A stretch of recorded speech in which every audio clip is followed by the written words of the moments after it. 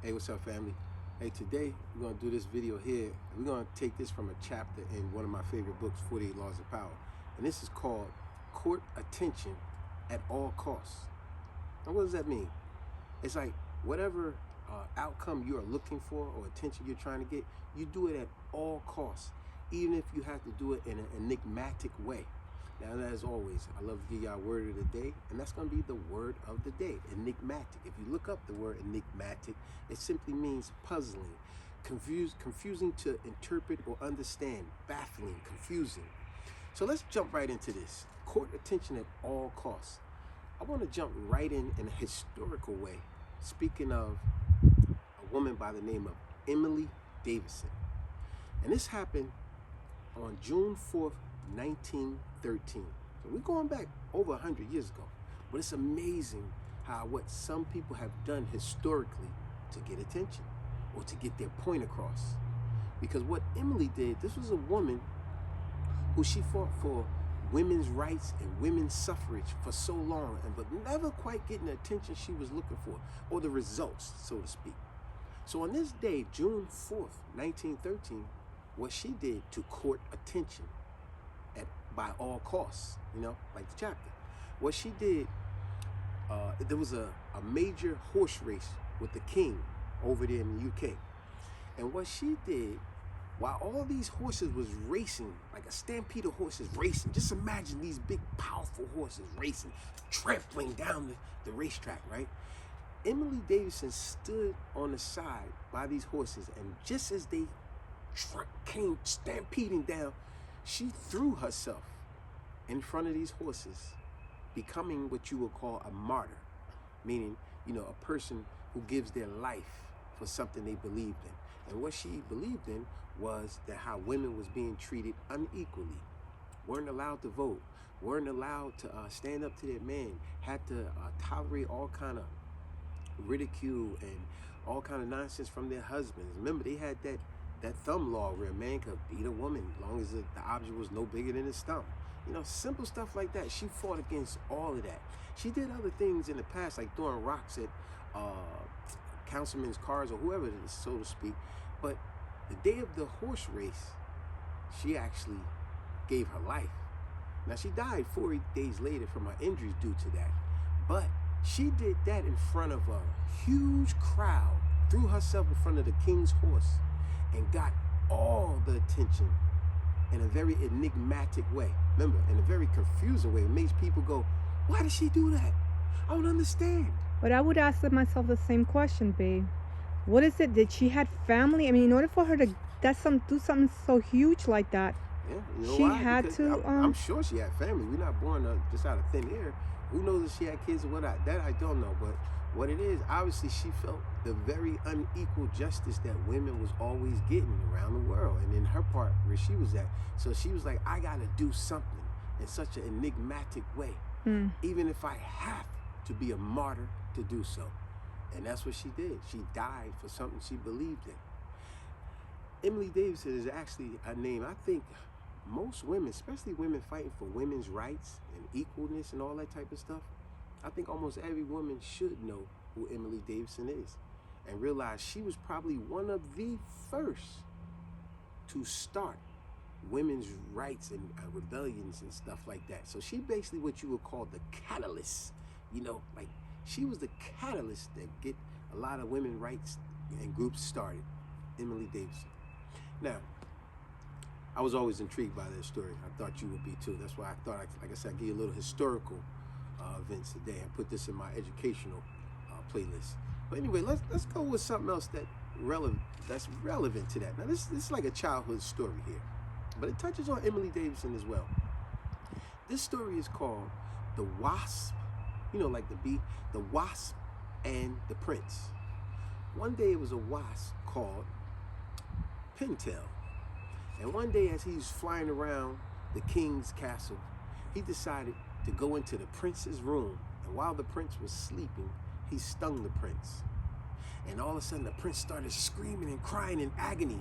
And all of a sudden all the soldiers, they call them the courtiers, all the soldiers came and ran to see what's happening. And when they seen that it was a wasp that stung him again, they tried to swat the wasp. They tried to kill it.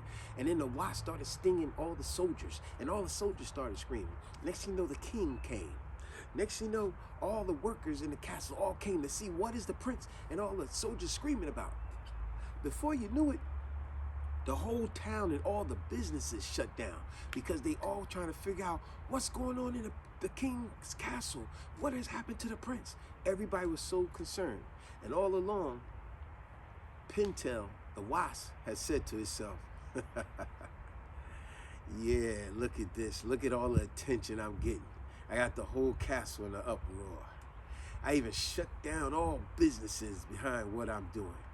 And you know what? It really doesn't even matter as long as I got the attention that I wanted. Even if it cost me my life. Now, I remember the first time I told my wife that story. I didn't end it the way I just said now. I just thought I'd add that in there. Because I remember she said, what was the point of him stinging the prince? You know why? Exactly. The point was, he could have easily stung the cook. He wouldn't have quite got the attention he looked for. He could have stung the guy who takes out the urine and the feces. He wouldn't have got that attention he was looking for. He could have even stung one of the soldiers. Wouldn't have got that attention. But if I sting the king, the queen, or the prince, oh, I get all the attention I want, even if it costs me my life. Y'all gonna remember me. You see? What made me think of that story, or vice versa, Emily Davidson, because they kind of tie in with each other to some degree, from a different perspective, so to speak. Let's move along. I'll give you one more story dealing with court attention at all costs. Because remember, what are you looking for attention for? You looking to get that raise on your job? You're looking to get your business off the ground. You ain't getting quite attention you're looking for. You're looking for whatever business ventures you're doing. You're looking for it to get more attention, exposure. What and how is you going about to get that attention? Even my video right here, I would like it to get lots of attention. I definitely would love people to know more about the lady Emily Davidson. That's a great thing to learn about that historically. But anyway, this is the last story I'm gonna add. Now this is dealing with the movie The Dark Knight. You know, Batman. Now, anyone that ever speak to me know, I love a good movie, but when a good movie have great dialogue, oh man, that tells me I got great writers. And when you got great writers to a movie, it's gonna be that much more better. And in this case, oh yes, they had great writers. There was one scene in The Dark Knight. It was towards the middle end. It was when Batman was really didn't understand why the Joker was doing this and doing all this crazy stuff. You know, he was doing all these enigmatic things. Remember, enigmatic means confusing, not easily to interpret or understand, baffling, puzzling. Like, what? I don't get it. And while he was trying to understand it, which he couldn't, and he was talking to Alfred at the time, this little conversation was big to me. It was huge. Like I said, a good movie's good, but it's even greater when you have great dialogue, which means you got great writers. Alfred gave him a story. He said back in his days, he used to work in this area of Brussels or whatever, something like that, he said. He said they were trying to win the hearts of the tribal men in a certain area with these precious stones, these rubies. He said the rubies was the size of like a tennis ball. And he said they was trying to bribe the tribal men with those. He said, but unfortunately, some bandit had robbed them of those precious stones. So he had Batman's attention, Bruce Wayne, aka. So he said they had robbed them of all the stones. And so all the men in town went out looking for this bandit. And for years had passed by. No one found the bandit. No one found someone reselling the rubies, because we know how things go. When people steal jewelry, they always going to try to resell it for money. He said it was years later, no one had tried to pawn them, resell them, or nothing. So so much time went by, it's like, you know, they just gave up. It's like, wow, we never caught the bandit, and we never seen no one trying to resell those rubies, which would tie that person back to the bandit. He said all of a sudden, one day, they saw a little kid playing on the streets with one of the rubies, like it was a regular rock or a piece of a toy. He was playing with them. Turns out the bandit had been giving the rubies out like it was nothing. So now remember, Bruce Wayne, he says, so why rob him? Why rob the rubies if you were just going to give them away? Here's the key part that's very enigmatic. Remember, confusing, puzzling, not easy to interpret or understand. Like, you just can't understand.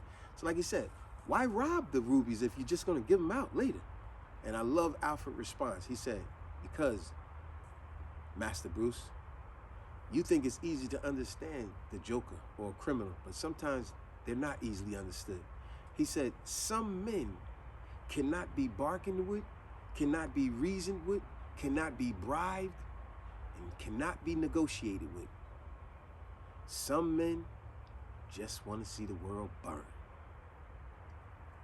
And finally, he started to understand how the Joker thinks. Because remember, in that very same movie, remember, Joker had robbed all those places, and he had literally built a pyramid full of money that he was on the very top, like the top of this tree here. And he slid down the money like it was a joke. And after he did that, he lit the money on fire. So it wasn't about the money for him. He was just a very enigmatic person. Someone you just can't understand. Very confusing. What? I don't get it. Why did he do that? But the whole point of this video is, like I said, that chapter in 48 Laws of Power called Court Attention at All Costs. Like the Wasp thought, even if it cost me my life. Unfortunately, like the historical lady Emily Davison, what she did when she jumped in front of the king's horse with them stampede of horses.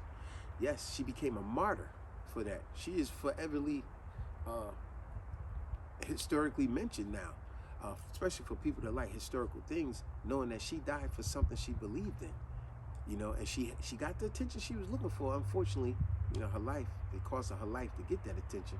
But look at nowadays, you got all kind of women's rights. And guess what? They got to contribute that back to who started it, the catalyst of it, and that would be Emily Davison. So respect to Emily Davison for doing that. Hey, subscribe, share, and like.